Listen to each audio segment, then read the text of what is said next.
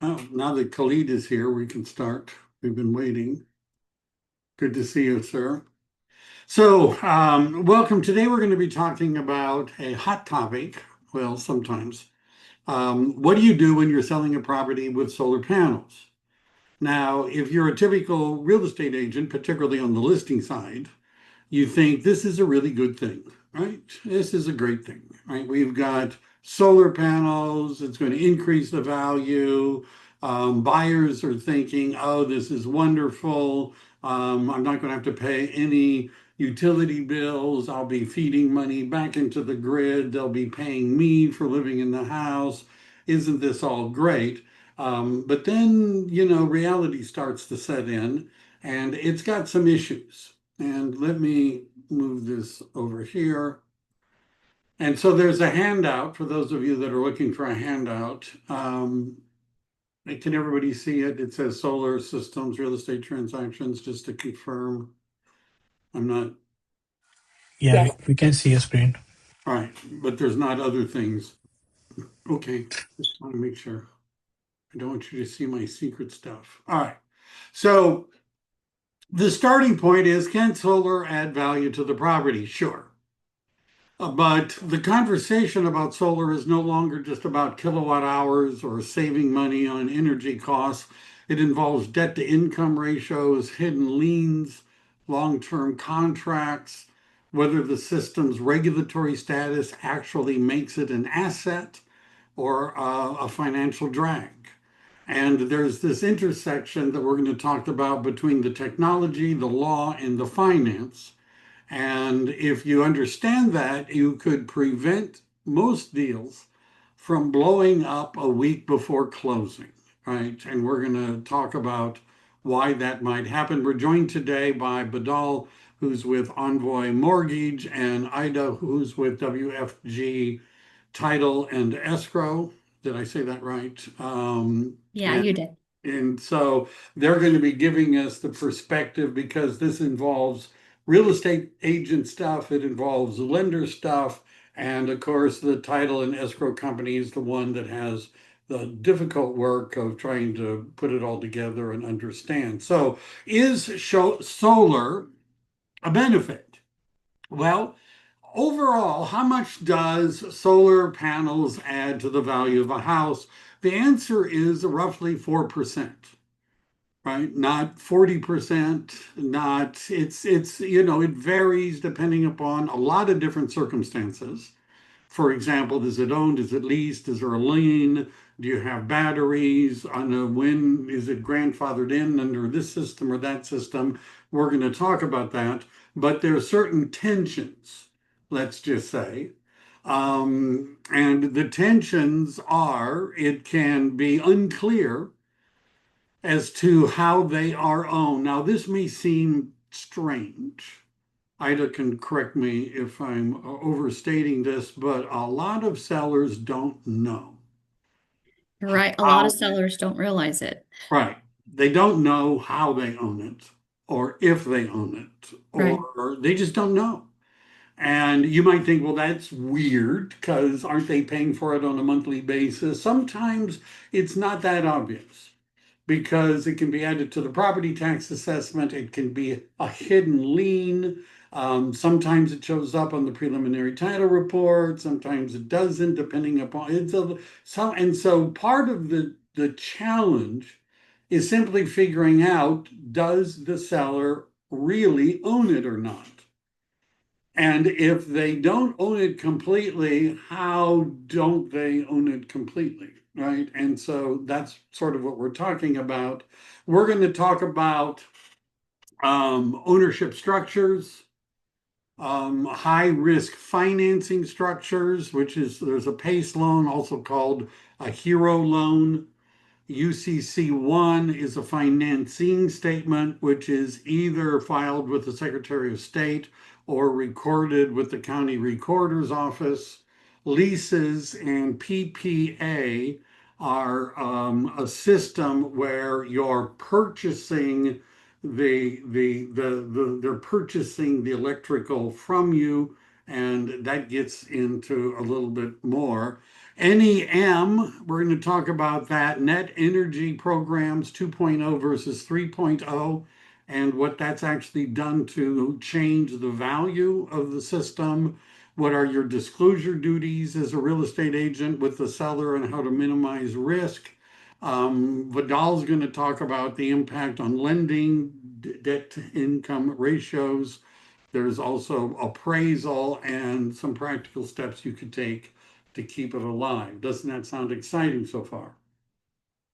Just lie to me and say yes. Go ahead. All right. So the seller ambiguity. One of the more persistent problems is simple ambiguity. Many sellers generally believe they own their system outright, or they dramatically underestimate the obligations attached to it. And then that leads to a failure to disclose to the buyer the, well, reality. So then the buyer discovers a 20 to 25-year debt commitment that they didn't know about. Or they find out that the long-term savings that they were being promised are nowhere near what's, well, being promised. And this, of course, is an opportunity for everybody to meet, like lawyers. We're going to start with ownership structures. And there are four types of solar ownership. The one that would be simplest from the real estate, and by the way, if you're looking in the MLS and there's solar panels, usually there's two choices, right? It says either the agent says it's owned outright, which sometimes it isn't, or they're going to say it's got a lease. But there's really four different ways in which there's types of solar ownership. The best is owned outright. Now, even if it's owned outright, that doesn't mean there isn't any issues. I've had clients who said, oh, I owned it outright. I paid off my lease. I paid off my loan. Great. And the lender said, prove it. Prove it. And then they found an email from a solar company that doesn't exist anymore, which is one of the things that sometimes happens, saying, congratulations, you paid off your loan. That, by the way, was not enough because they wanted to get a copy of what's called the UCC1, which we're going to talk about, that is an actual release of the lien, and that could take some time. Ida can probably add more to about that. You could own it with a loan, You and could. there's different kinds of loans, right? The loan, we're going to Correct. talk about that. Yeah, and the getting those UCC terminations sometimes can have upfront costs, and they can take anywhere from 7 to 10 business days to get them, and they're just a hassle. So looking at that prelim and seeing that is the first thing we always point out, because there's always going to be a notice of independent contract filed, that UCC, and sometimes they have like 3 and 4 UCCs. So when you're trying to get it terminated, you have to get all of them taken off, because every time they remove something, they'll just throw it right back on the prelim. And then our sellers get like, what? Or even on a refi, they're like, wait, I didn't know about this. It's like, well, it's there. Yeah, for what the UCC stands for is the Uniform Commercial Code, and what a UCC1 is, also known as a financing statement, is essentially a loan on personal property. And it one option is to file it with the Secretary of State, but in solar panels, they almost always record it as a recorded fixture against the property. And that needs to be cleared. TPO means third party ownership. And so if you're leasing it, well, you don't own it. Right? So you could own it but owe money. You could be leasing it, which is third party ownership, and a PPA, which is a power purchase agreement, which is where you're supposedly getting money from the utility company because you're feeding them energy. See, this was the original dream, right? Everybody would have solar panels, they would be putting in excess energy into the grid instead of paying PG&E, they would be getting paid by PG&E. And by the way, over time, that model has sort of been kicked to the curb. So the utility companies and the solar panel companies are not so interested in you running your own little, mini electrical generating plant, but it becomes something that you're going to use for your own personal benefit, which brings up another issue. I'm getting ahead of myself, but if you're not feeding excess energy into the grid, then you need a battery system to store the energy that you're building up that you're not using, all of which makes everything a lot more fun, right? So those are the four, and I don't know why I put in some, anyhow. So outright owned with financing, a power purchase agreement. Why do sellers misrepresent ownership? They have poor record keeping. They are confusing payments with ownership. They think that because they're paying on a lease, that means they own it and they're paying on a loan. There's the UCC1, which is not a traditional lien, and they forget that they've signed documents. Hey, Mike, Yeah, real quick, are you able to change to view slides? view slides. I mean, Like make it bigger, I believe. oh, Cecilia's asking. how about that? Is it bigger? Is that better, Cecilia, for you? Can't everybody see what I No, just did? there it is. Yeah, Okay, that's good now. Thank you. Okay. I can see it just fine. I don't know what your problem is. Sorry about that. Anyhow, let me. All right, I already did that. Right to remove solar panels. Well, let's say you own them, right? You own them. So, can you take them with you when you sell your property? Well, maybe, but not if it's financed or secured. That's prohibited by the lender's approval. Technically, you could if it's paid off and free of any secured interest, but doing so will probably cause damage to the roof, and also any warranties that you have on the solar system will probably be voided as a result. You would need to get the buyer's consent, in other words, either upfront or in the contract, and you'd have to pay for any damage. But technically, I've been asked this question. Sellers say, can I take them with me?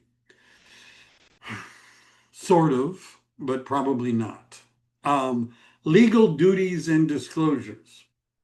Now, there's a copy included in the handout of the form that we use, which is called Solar, which has been significantly revised for December. Most of the issues that are in the form we're going to be talking about now, but the Civil Code Section 1102, which I know you're all intimately familiar with, anyhow, is the transfer disclosure law, and there are related sections, and disclosure of the system and its details are inherently material facts.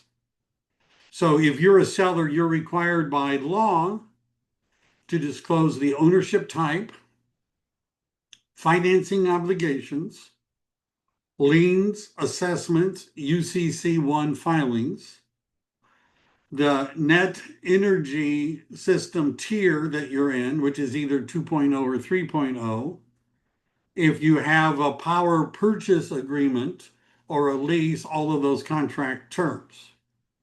And if you failed to do so, you could talk to attorneys. It would create exposure for sellers and potentially real estate agents. I know that's the part we care about, right? So there's a good faith standard that is part of the 1102 transfer disclosure law, which means you're supposed to be honest. If you mislabel a lease system as owned, only small balance left. I've seen that in a MLS, owned, only small balance left. That, first of all, sort of is a contradictory statement. That's not a clerical error, that's a misrepresentation. And by doing so, you're handing the buyer a non-cancelable multi-decade obligation that they don't agree to, right? Because they were told you owned it.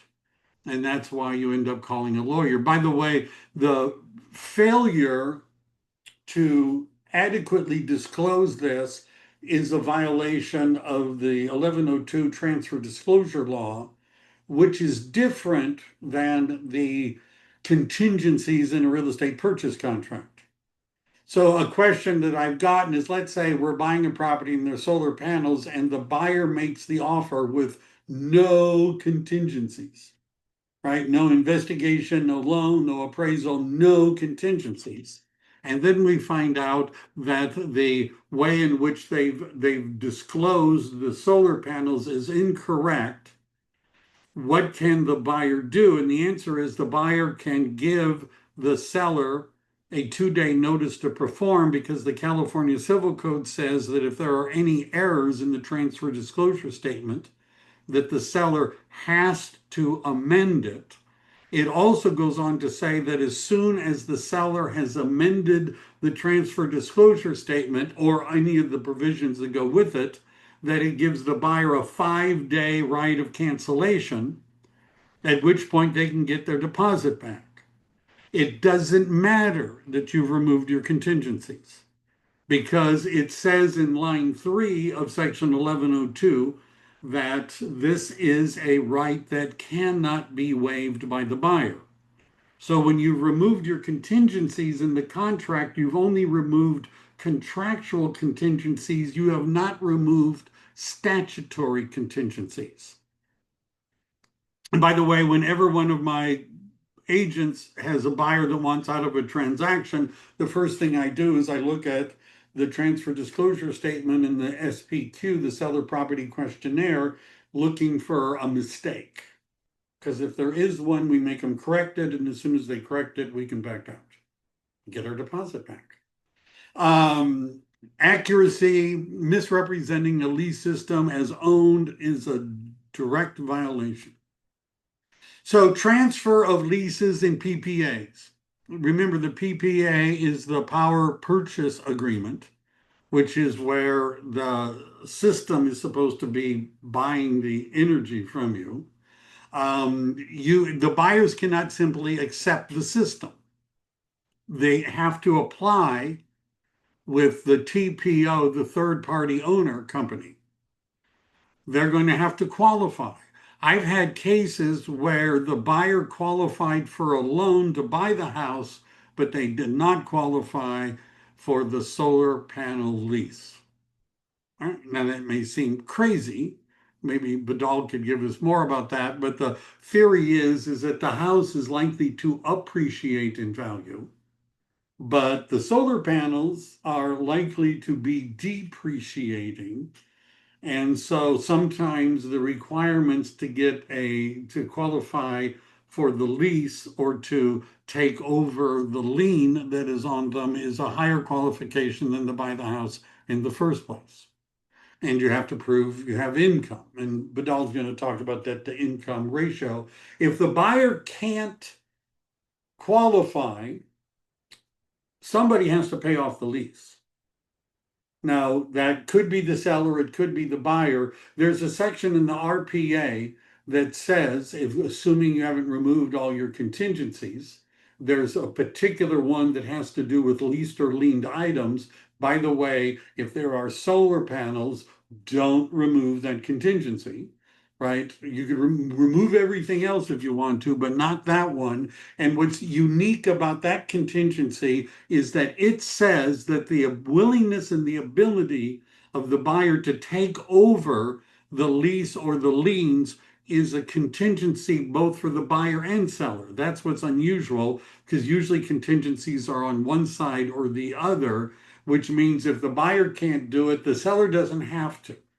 Right, it gives the seller, if they're presented with, you have to pay off the rest of the lease, and the seller says, I don't want to do that, then the transaction doesn't go forward, right? If the buyer says, I don't want to do it, and the seller says, well, I don't want to do it either, we've just killed the escrow. How are we doing on this? Is this, it's hard to tell.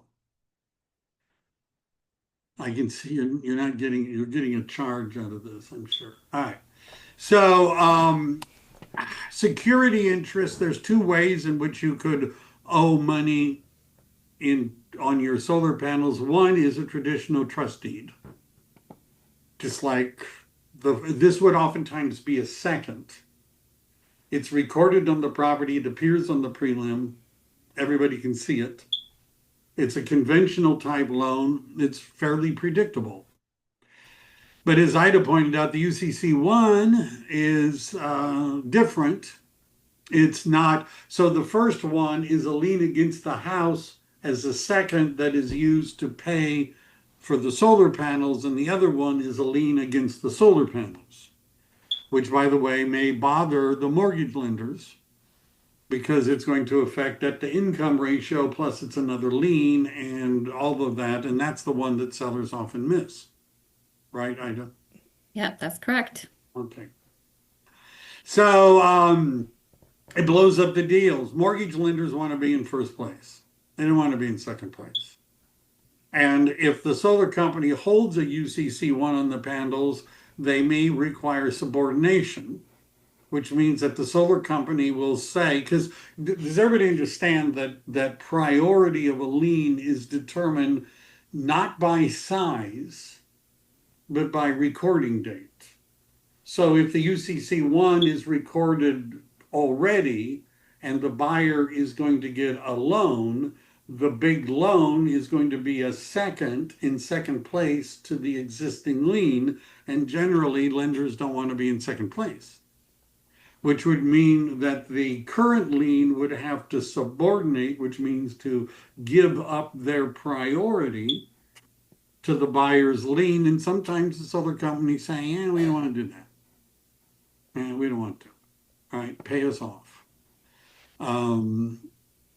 Or that's a common, is this true, Ida, last Yeah, minute it's deal? true. A lot of these solar companies, if you ask to subordinate, they'll say no, we won't subordinate. They sometimes will do a termination for that item, but they basically state the minute you have it recorded, you need to let us know because they'll throw it right back on again.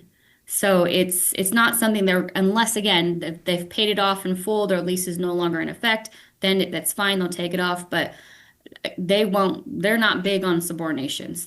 They'd rather you either clear it, remove it, or keep showing it on there. Yeah.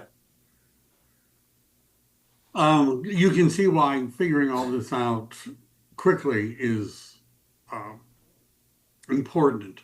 The super lien, yeah, also called a hero or pace. See, the original idea was, and this is unintended consequences from good ideas, is that wouldn't it be nice if everybody could have solar panels? But some people can't afford solar panels.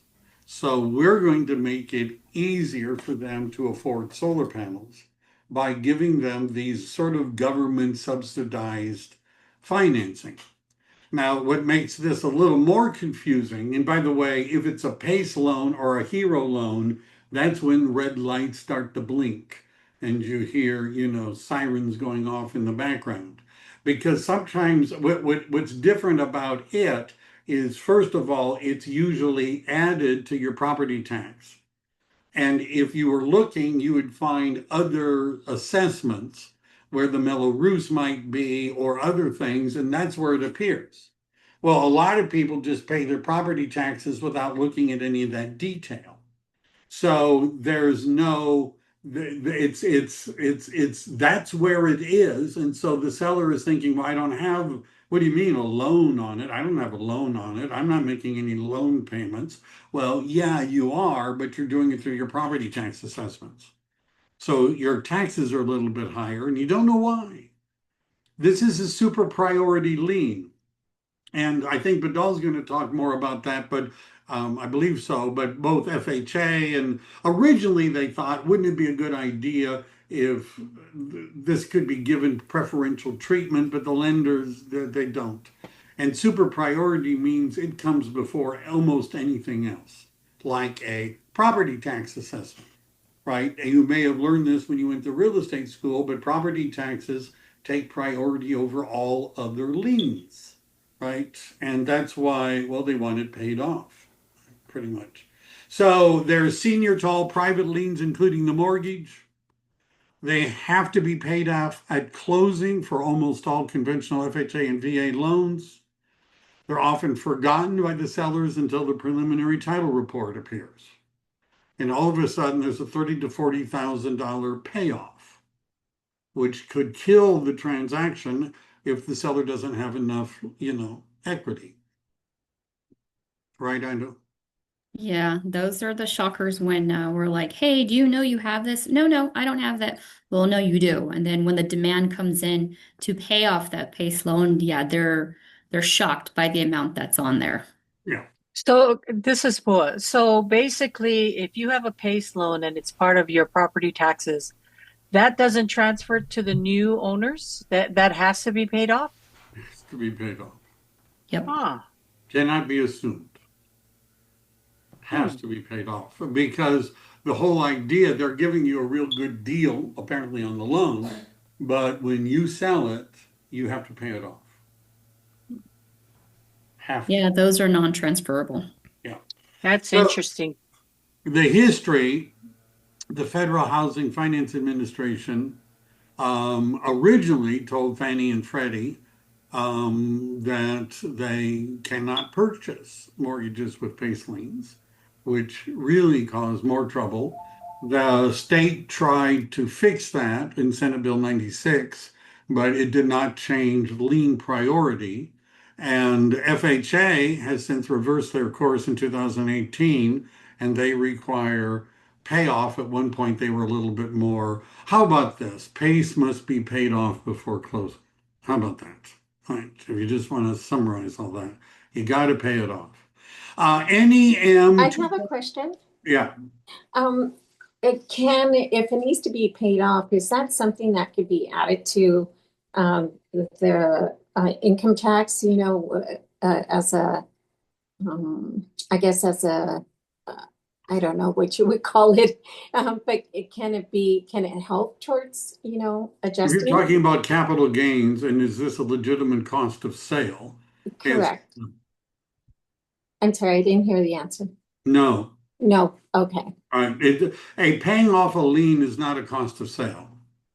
Paying a real estate agent a commission is a cost of sale, and can be deducted from your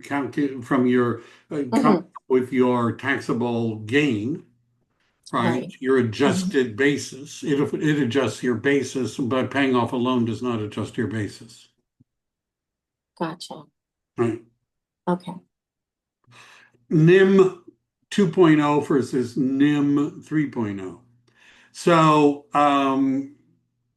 NEM means the net energy,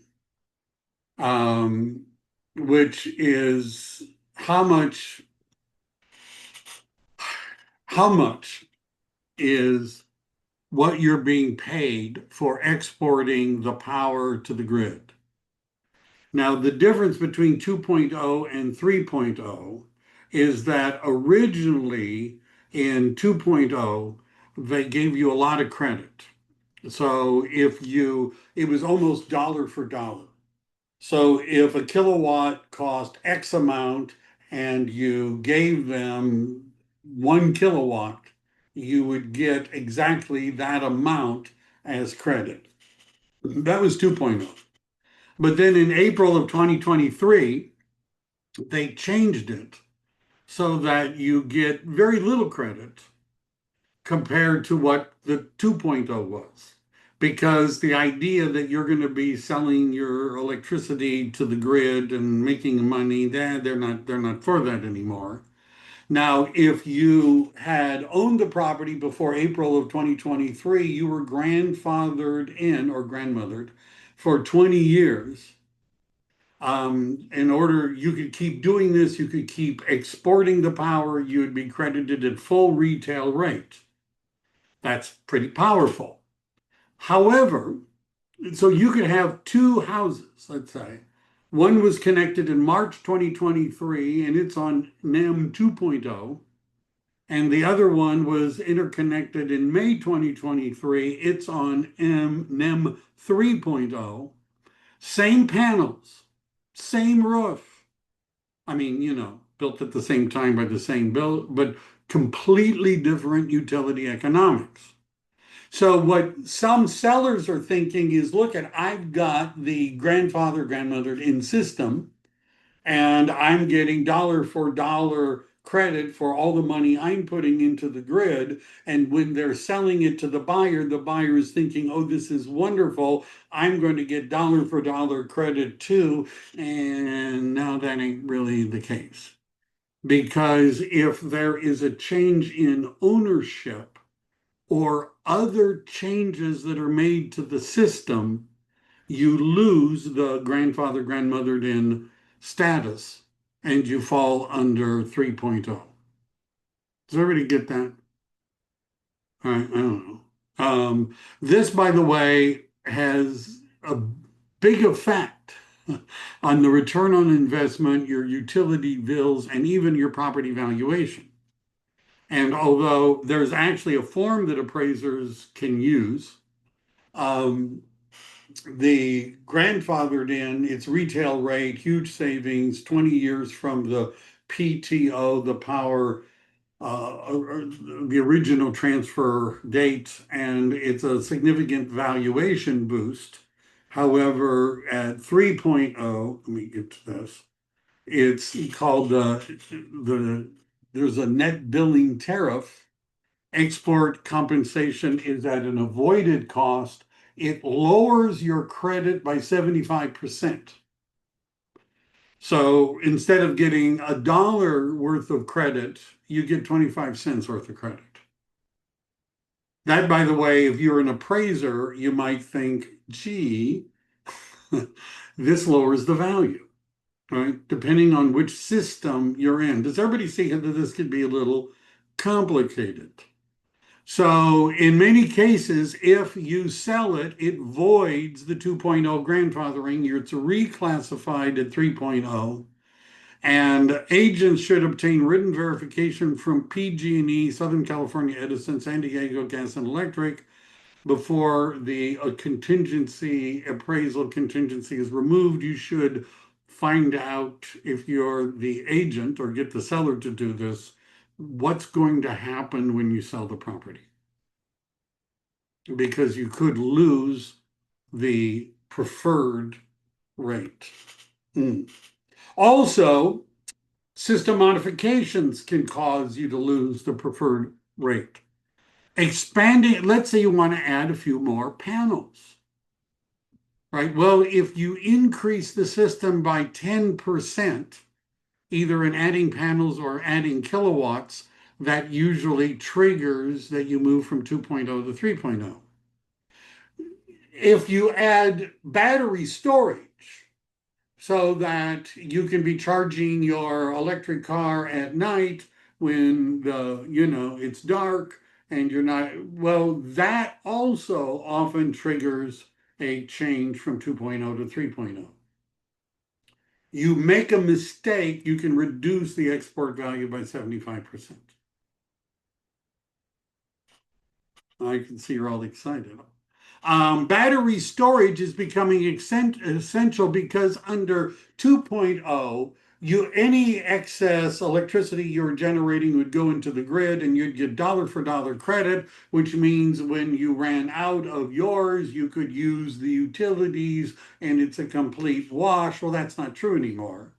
So what that means, exporting is now much financially weakened. Self-consumption is the new strategy, which usually means you need batteries, power walls, so that you can store the energy when you have excess. By the way, if you have a new system and it doesn't have batteries or a power wall, it's financially underpowered, let's just say. Now, without getting in too deeply, because there's other things to talk about, this affects batteries don't last as long as the panels do. Let me just say that. They don't last as long. So that's something a buyer would want to maybe thinking about. And appraisers are probably going to be adapting to this because it changes the value. And documentation, MLS statements are not binding. They don't substitute for documentation. They don't override the solar form. Because a lot of times what I see written in the MLS, particularly in the public remarks touting that they have solar panels, is going a little bit too far. Now, I have a copy of the solar form, the solar property questionnaire. There's two parts, an advisory, plus there's a questionnaire.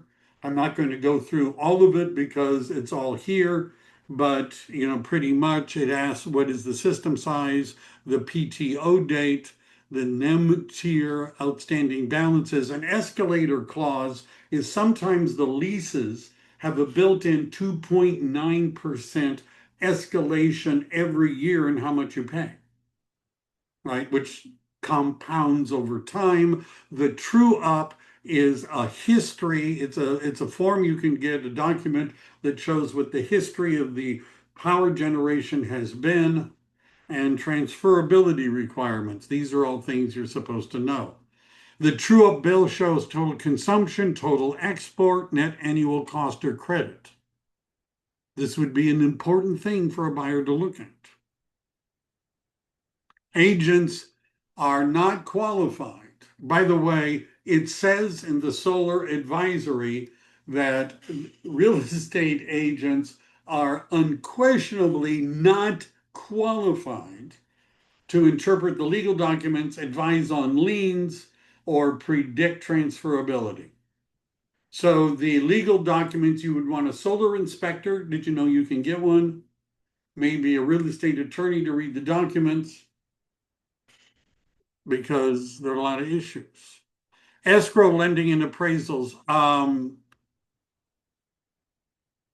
Ida, do you want to say anything about this? I mean, the whole thing, the timing, that right there, just the title of it is really important.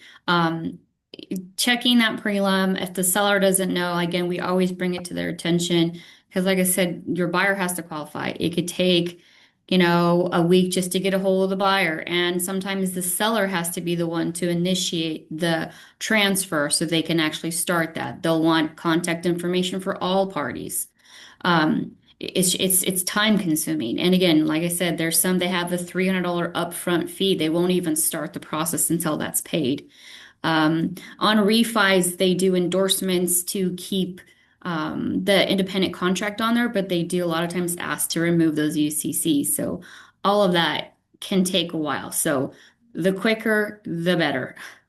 My experience has been is they always want the current owner to initiate the transfer. Yes. Always. Yes. And They oh, go ahead. it used to, or we could initiate it, but now it's seller initiated. They want the seller to reach out. They want the seller to, because they probably want to sell them on the next property. Who knows? But they want them to actually initiate it and start that. So I had a transaction. We had a transaction where it was a trust. It was an estate. The seller was dead. The solar company that he had bought the panels from no longer existed as an independent legal entity because it was bought by somebody else. Mm-hmm. So initiate the transfer, the seller has to do that. Who's that? Right? He's not alive anymore. Right. So getting the solar company, first figuring out who you could even talk to, because there's been a lot of mergers in this. And they finally accepted that the daughter, who is the, running, was the trustee of the estate. They accepted her request to do the transfer, but that added weeks to the process. Yeah, it can. It really can, because I mean, I can tell you with Tesla, they take forever. Yeah. It was Tesla, by the way. Oh, see, there you go. I know they're the ones that take the longest. Yeah, they had bought Sun City or somebody like that. Right. So the lease, the power purchase can I- agreement. Can I Question? get, yeah, I just didn't hear the transfer fee. You said that the seller needs to pay for $300. $300 to initiate, Yeah, Yeah. just for the pleasure of having it transferred. and that's with all companies or? I think that's depend on the It companies. Yeah, it depends, depends but on the company. Oh, okay, but there is, so Yeah. that's one of the things we have to tell our sellers to be prepared. Okay. Yeah. Yeah. So I'm going to, at this point, because I need to give, there's some more information about there's an appraiser institute has this green and energy efficient addendum, which is something that they could use to determine how much of the value can be added because of the solar system. If they don't have it, they usually undervalue it. And the due diligence, let me just go through this. The triage, you identify whether or not it's a PACE Hero UCC1 deed of trust. You would identify if it needs to be paid off or subordinated, and you would begin early to keep it from collapsing. You would want to determine what the NEM tier is, confirm that that can be transferred to a buyer in writing, and if it's going to become 3.0, what are those costs? What's the difference? Documentation, you need to get the contracts, the warranties, the payoff demands, the true-up bills, copies of the lease, the PPA agreement, escalation terms. All of that is something that you would be getting together. And then the third-party ownership transfer application would be for leased or the power purchase agreement systems. And you would want to submit the buyer package on day one. To get that transfer, you should expect at least 10 to 20 days. Don't remove your contingencies too soon and build that into the contract timelines. My closing thought is a future trend may be the way that they treat battery storage and those without them, as whether or not that's financially deficient because you're not making money anymore very much by transferring it to the utility company and getting money for that. Norma, did you have a question? All right. Don't be shy. So on the what I've seen that on RPAs they indicate private fees. It's indicated I think it's either page 2 or 3 on the RPA. And they indicate that those private fees indicate the solar transfer fee. No. It has So to be specified with the seller. the I'm private sorry. transfer fees that you see on the RPA are underneath the section dealing with homeowner associations and things like that. And what happened is that subdividers were essentially being extorted. And there were companies, so let's say an open space organization, and the subdivider wants to put in a subdivision, but people are protesting because they don't want the subdivision where all these nice trees and open spaces. And so the subdivider says, look it, if you guys lay off and don't fight all the way through, we're going to give you money every time we sell a unit in the subdivision. Every time it sells, you're going to get paid a fee. That's the private transfer fee that is referred to in that part of the RPA grid, not Because this. yeah, I've seen where escrow officers will then ask who is paying for the transfer fee. Well, that may or may not be the same fee. This is a transfer. There's a lot of transfer fees. Right. There's the documentary transfer tax, there's the city transfer tax, there's subdivision, there's owner association transfer fees, there's a lot of them. So But when it comes to solar, how should we indicate it on the RPA? Does it have to be identified? Like, because I know there's different blank sections for additional fees or reports. Do we have to, or should we indicate the solar transfer fee to be paid by seller? yes, if we, Well, they use your Am I taking up all your time, Vidal? No, I think this is important question. Let's finish All right. this and I can jump to the Okay. financial part. So this is what the solar property questionnaire. And assuming that people have filled it out properly, it's going to ask them questions about it. Now, this does not say who pays it. But if you have, there's a paragraph in the RPA that essentially says, once we figured this out, there has to be an agreement between the buyer and the seller. You could write it in. There is a place to write in where there's all of the closing costs. You could write in an additional fee, right, in the Yeah. RPA. You could just Okay. write that in. In But- allocation of cost Right, section. right, the Yeah, okay. allocation of cost sections, but a lot of times the seller, we don't know when we're doing the RPA if there is a transfer fee and how much it costs. We Yeah, don't know. sometimes it comes after loan process and we Right. start Discovery. Mhm. yeah. Right, and you could write it in there, the seller is going to pay, but then they'll be saying, well, what is it, how much? But, so Thank Vidal, you. do you want to take over the screen? Yeah, let me share my screen. Thank you, Michael. All right, For the seller questionnaire, if there's two different companies, because what I'm finding out is that a lot of these panels are basic, panels, and when a buyer purchases, they want to add more, right, panels, so to adjust for their family. So they have to go out, to an outside company to purchase more panels. So for the solar questionnaire, we complete two of those for You the can, two yeah. companies? Sometimes you can do two. Because the Okay. questions, because one may be leased and the other one may not be. Okay, so just do two of these questionnaires. If they're, Okay. because it's very difficult to fill it out if there are different answers. Mm-hmm. Not designed, that form is not really designed for multiple, Right. Uh, Okay. multiple ownership systems. Okay. Perfect. Thanks. Yeah. All right, Awesome. Vidal. Yeah, so I think one of the issue or one of the thing that all agent, whether it is from representing from to the buyer or a seller, right, understanding how solar impact on mortgage process, I think it's important to know and prepare beforehand. So if you guys don't know, I'm Badal from Envoy Mortgage, loan officer with the Envoy Mortgage and license in multiple state, including California, Texas.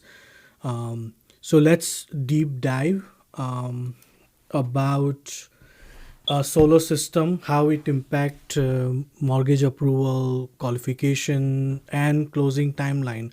Ida did mention about closing timeline. So first thing is DTI.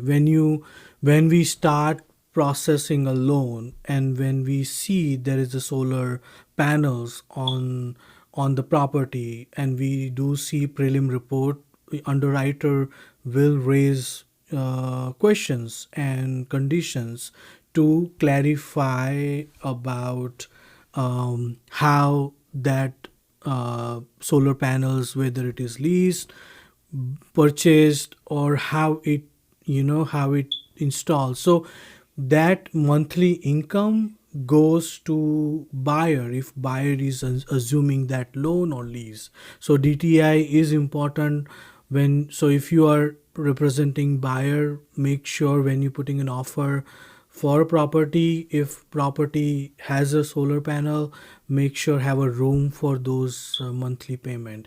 If solar is pre-owned, then we don't have to worry, but if it is not, then there is some room required to add additional DTI, and I'll go in little bit deeper in the next slide. Next one is the transfer approval. So if it is leased or PPA, the weeks of approval process required when we are transferring from the seller to the buyer, and buyer has to qualify, right? Michael mentioned that. I mentioned that if if buyer is not qualified, then there are some options available to pay off and move forward. But now question, who will pay off? There's some strict requirement from the appraisal side, so underwriters wants to see from the appraisal, not from, hey, I own the solar panels. No, appraisal has to identify whether it is own, finance, or leased. And incorrect information, can have some delays on the loan process. And most important, like liens and UCC filings. So if solar system has a UCC on title, lien on a title, then it has to clear how we prioritize those liens and how we gonna clear those title liens during that process. So important thing for all the agents to have early investigation before you write an offer, before accepting offer. If you're writing an offer, make sure you have a room on DTI. If you are accepting offer, make sure buyer has a good financial history, or if they have a strong financial background, right? So from the both side, if you're listing agent or buyer's agent, make sure you have a better investigation before you accept the offer or write an offer. Three types of scenarios, right? So let's discuss a little bit deep dive. If seller owns that solar panels and it's paid in full, right? So this is a best case scenario. Like mortgage companies or lenders will have a little smoother process here. We just need to make sure that there is no UCC lien on the title. As it's owned by seller, there is no mortgage affecting DTI on the buyer, and we want to make sure that it goes to the appraisal.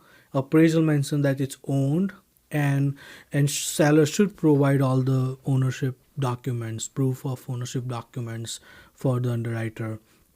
Second scenario, it is finance. So now it's not just about the seller now, it's about buyers ability to assume that loan or lien. And when we go through that process, we add that DTI on a back-end DTI, monthly payment to the back-end DTI for the calculation. So buyer has to have some room. If they don't have the room, then okay, we have to figure out, right, who will. If buyer don't have the room, then buyer cannot get the mortgage for the property. So then we have to either buyer assume it. If not, then seller may have to pay it off during the loan process. So can seller agree with that or buyer assume it? So it's a big question. So second scenario when it's finance. Third scenario when it is leased or PPA. Complex scenario, require lots of documentation. Even during the loan process, the buyer has to assume all the contract before they close. So the loan process goes little, about 3 weeks. Usual loan process is 3 weeks, but if it is lease in place, then we are looking at additional couple of weeks in the mortgage process. So make sure we do our due diligence and have all the documents ready, contact information ready for the process. Let's review the guidelines, right? Why underwriter wants to see all those things? Because Fannie Mae, Freddie Mac requirements, all the conventional loans has to follow those guidelines. So when we have a solar loan, we need to make sure the DTI, monthly payment for the buyer, has a back-end DTI, allows him to have a room. Second, USS lien cannot be first lien. So cannot be first priority lien on the or for the mortgage. So lender don't like it. So if UCC don't release or subordinate, then lender don't give the mortgage to the property. And that's based on guidelines, so we have to follow those guidelines. Easier if it is secured by equipment. So if it is lien by private property fixture, then it's easier to tackle. If not, then kind of PACE loan, then it is little complicated scenario.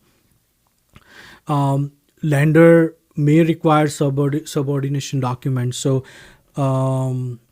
what that mean is the solar loan goes on second position, mortgage will go on a first position. So sometime, and this is based on experience, so when this, think about this is not a first we are processing purchase, okay, and for down payment sometime or most of the time we have a second loan, right, whether coming from other property or HELOC or HELON. Buyers are getting some money from different property, that's day to day. So and when you do that HELON process, if the other property has a solar loan or solar lease, the subordination won't allow on third position, okay, for the first property. So it's not just about the property that we are buying or in contract, but if there is a HELON or second loan in the picture, then we have to think about that loan on that property's solar loan also. So make sure that all agents at least have a review all the details before have an offer. Leased and PPA solar requirement for the conventional loan. So buyer must assume all the contract before closing. So closing will not happen unless we have all the contracts. So underwriter won't clear to close. Solar company cannot have a property lien on a first position. Leased or PPA payment must create a superior lien, and appraiser must document that whether it is owned and or leased. So this is coming from Fannie Mae Freddie Mac guideline. FHA guideline, it's little strict than the conventional Fannie Mae Freddie Mac guideline. All three guidelines are same: lien position, assumption, and appraisal requirement. Additional requirement in all the government loans, FHA, VA, and USDA, where they have additional safety and standards for compliance. So they wants to make sure that solar system meets all the utility hookups, safety standards, and properly installed and functional as per the code, and that needs to be documented in appraisal. So FHA, VA, and USDA required additional safety standards for their loans. If you are buyer or if you're representing buyer, what's the options, right? How you navigate with this scenario. So if loan is fully paid off, no action from the buyer, just get all the proof, ownership proof. Sometime they have the proof, as Michael mentioned, they don't release lien was not released even though it's paid off. So make sure we get all the documentation, including USCC one release for the title to release those liens. Underwriter won't proceed without that. Next, if it is finance, solar,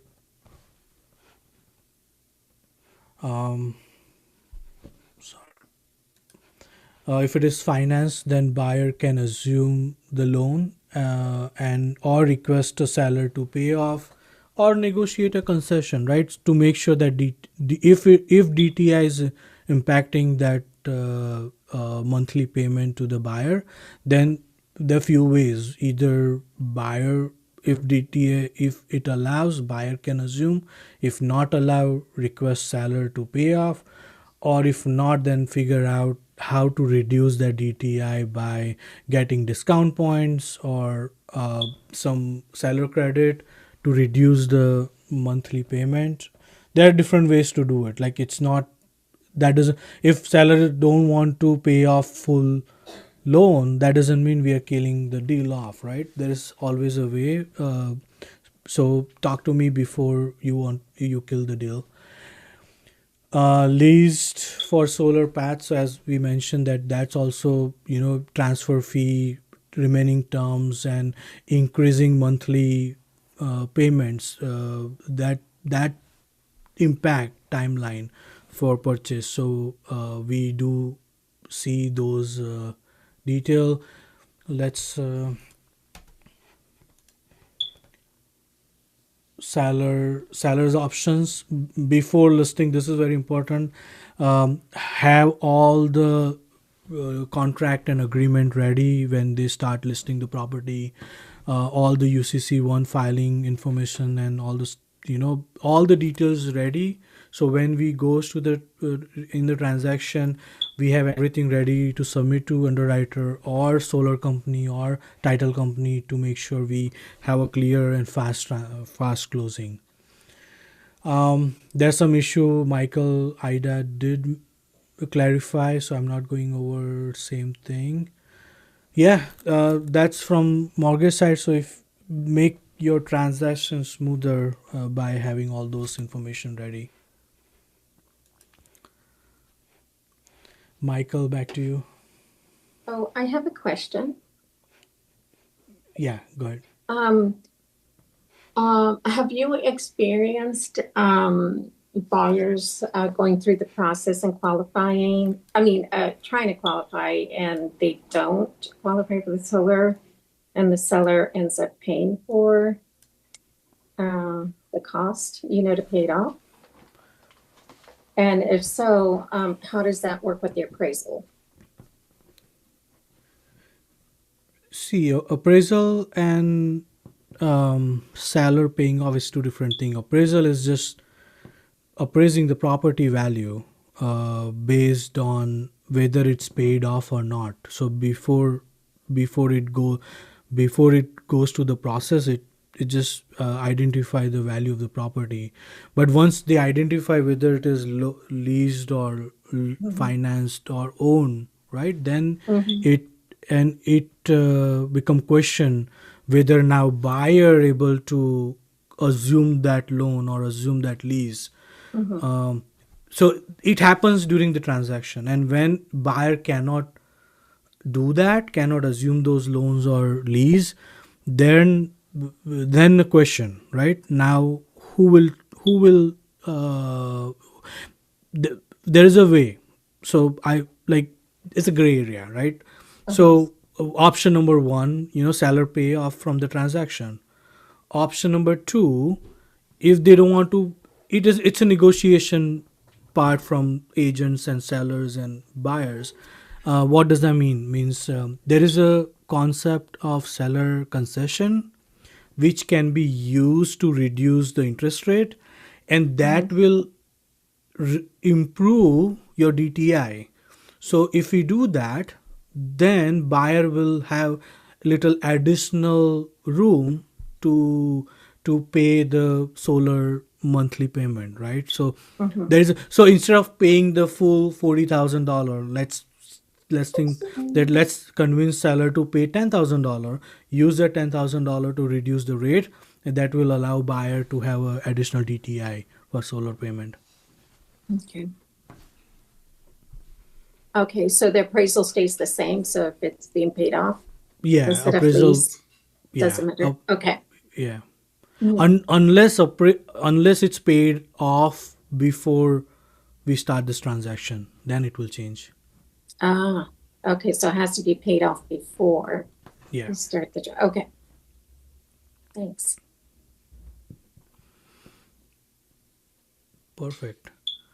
Okay, so yeah, I drop my information on the chat, so reach out to me if any questions.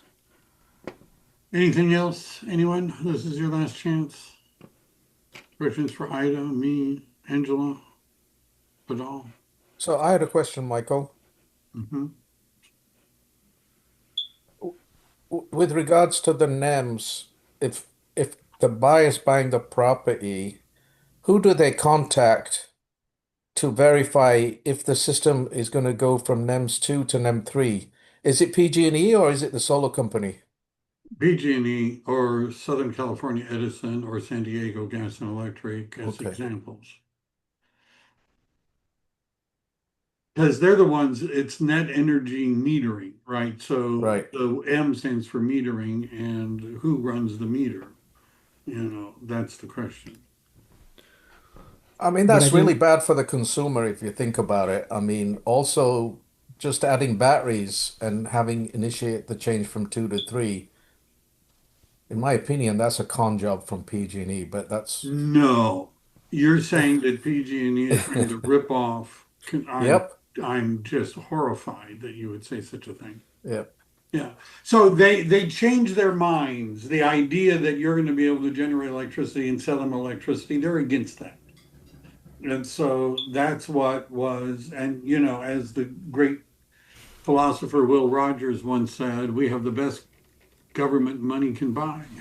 but And, and yeah, so I they think, changed it to make it more for the utility company's benefit, which is why batteries are more important because you're not selling it off grid and you need to store that which you do not use.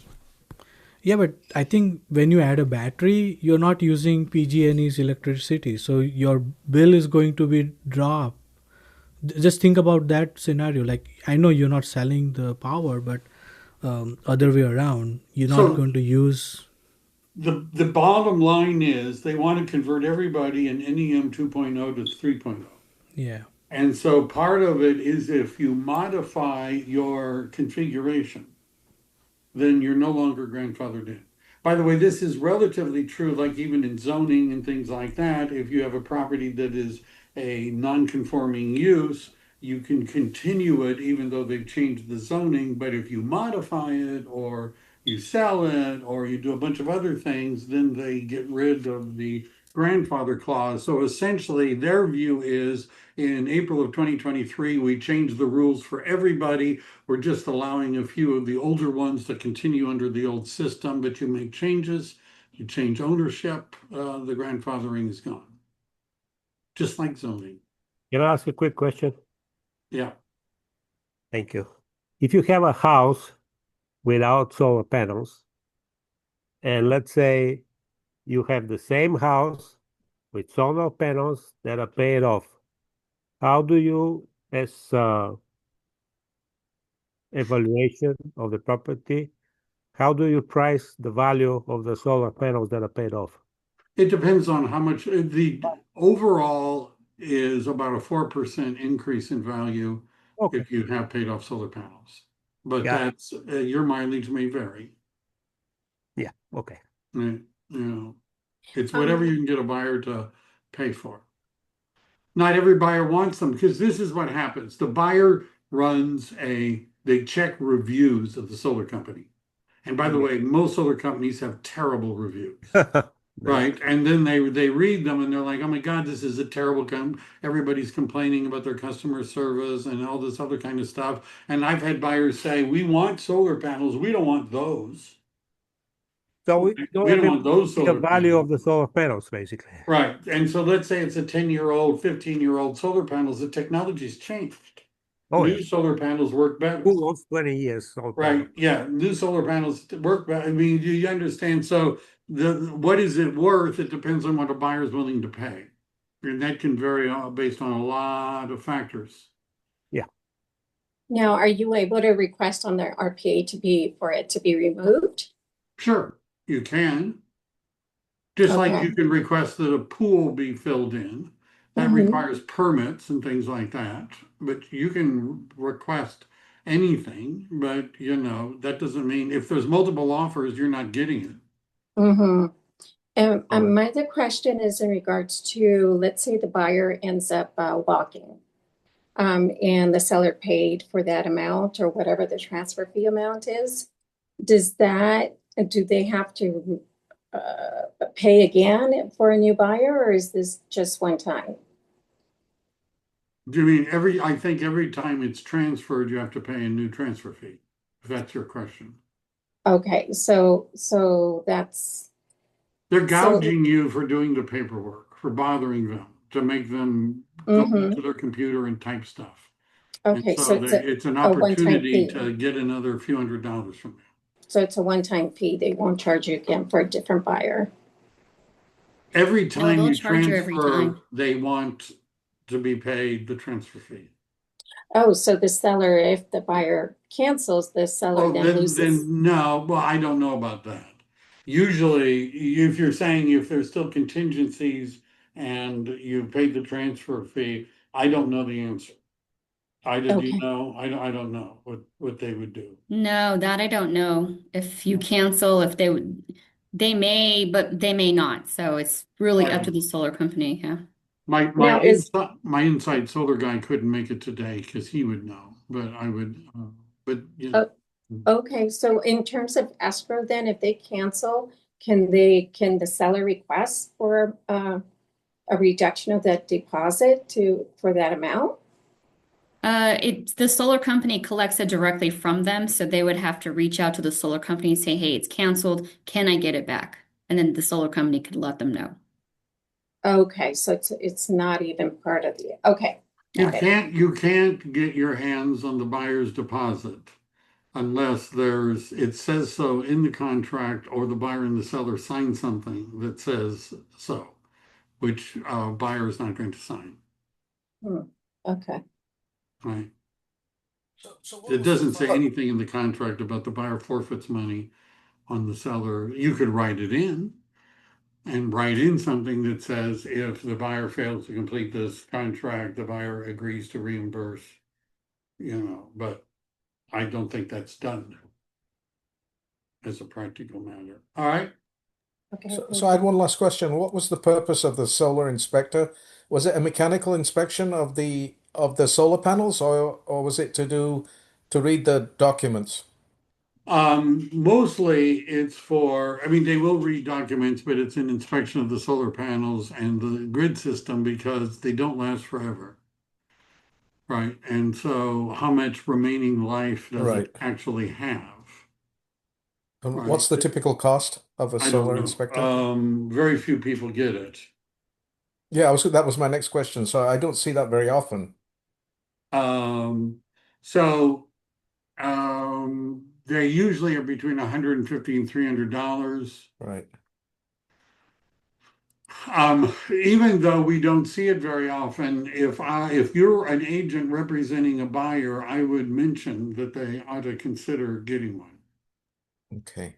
And if they say no, then, and they need to be cleaned and they need, there's things that need to be done.